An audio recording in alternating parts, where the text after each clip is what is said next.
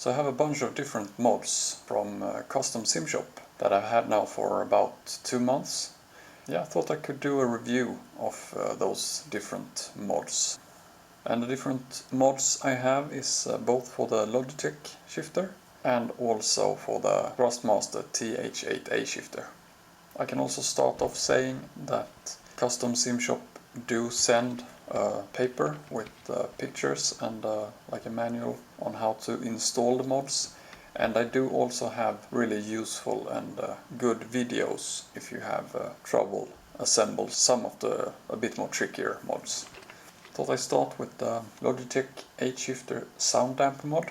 This one is placed under the boot, or if you have mods from CSS, you need to place this underneath the CSS mod.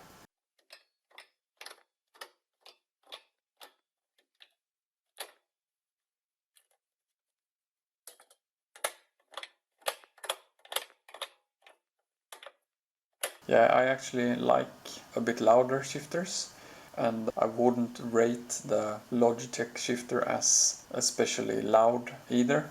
But yeah, I guess a good option if you do think the Logitech shifter is a bit on the loud side. Going over to the Handbrake mod, I can also say you should grease or lubricate this before using it on the moving parts sliding up and down on the gear stick. And I guess I can also show you with those mods you also get different spacers depending on how much resistance or how stiff you want your mods. And you can also elaborate with using 2 spacers, one in top and one on the bottom. So yeah, this will only work as a button press. They will not be like an analog handbrake. You have to pull it fully and it will be maximum lock. You don't have any of this progressive braking like with the analog handbrake. Another thing, it's pretty short in the range. You don't get as much throw as you usually get in a handbrake. Resistance wise, it's about the same resistance as you get on the Fanatec handbrake. And this is on the lowest, so you can also get a bit more using the spacers. If you're sim racing on consoles, I think this is a great option where you might not have the option to connect the analog handbrake. This mod is $29, and you also need the sequential mod plate for the shifter to be able to attach this mod. So yeah, if you already have the sequential plate and missing a handbrake, this is a bit cheaper, roughly around half the price comparing to the cheapest analog handbrakes. But yeah, on PC I would definitely recommend to invest in an analog handbrake.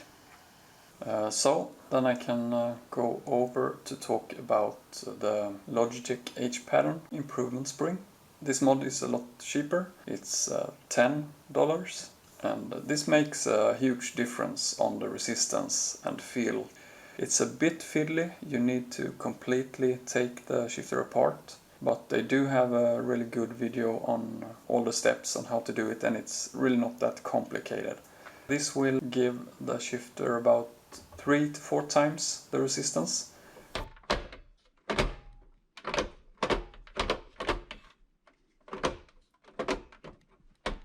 So yeah, definitely recommend this. And yeah, you can also see here one of the brilliant things with those CSS mods. They are really thought through. It's really fast and easy to swap between H-pattern and sequential shifting. So going over to show the sequential part.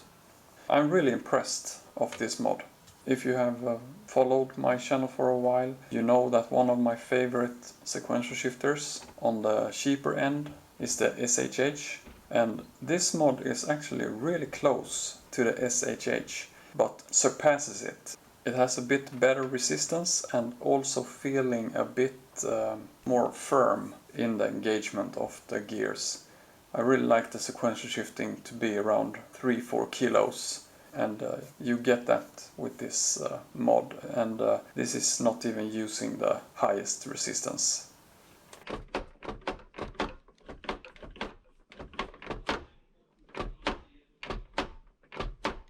It can also be adjusted There are those bumpers on either side. You can have them with this dampening or take those off if you like a bit more sound.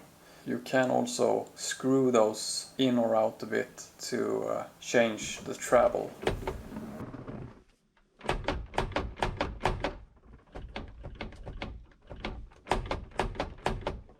This gear knob itself is really nice. It's in metal, good size, and I do like those grooves. Really good weight and overall balance to it.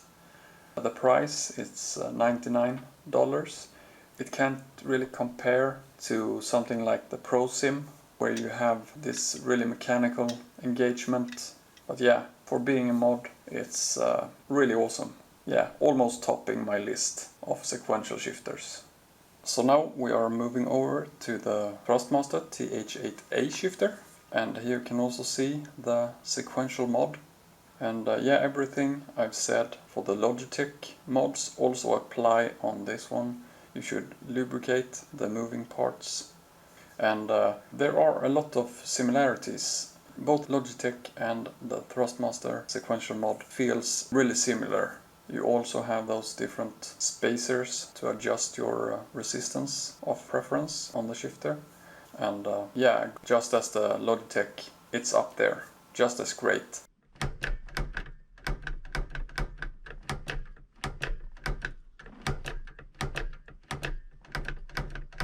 Price-wise, they're also the same. One thing is that you don't get the fancy metal gear knob with this mod. This is a custom 3D printed one. But I would say it's the best 3D printed gear knob I've ever tested. It's a nice size to it, and it's also weighted to give it a really good feel. One difference that I really love with this TH8A sequential mod is when shifting between the sequential and the H pattern. This is really cool. On the top, on the bottom, there is magnets, and it has the grooves to match up with the H pattern lid or cap. Really love that. So yeah, like I said with the Logitech, this is almost topping my sequential shifter list of different shifters I've tried, and also beating the long-time favorite SH8 shifter. And yeah, so moving to my favorite, the H pattern improvement mod. Yeah, I've tried a lot of different mods to the TH8A shifter, but no one come close to feeling this great. Both the sound and feel is really awesome with this mod. This goes for $35, and strap this down inside your shifter base. Really common is to see those ball springs, but usually there are only two. Here we have four, two on top and two below, which makes it highly adjustable to getting it to feel as you like, and also an awesome tactile feedback when shifting with this mod installed.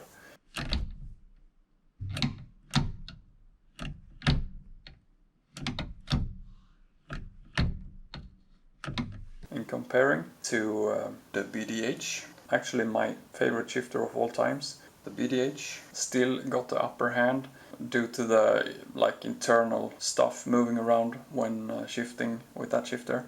But yeah, the tactile feel of this and the sound, pretty darn close.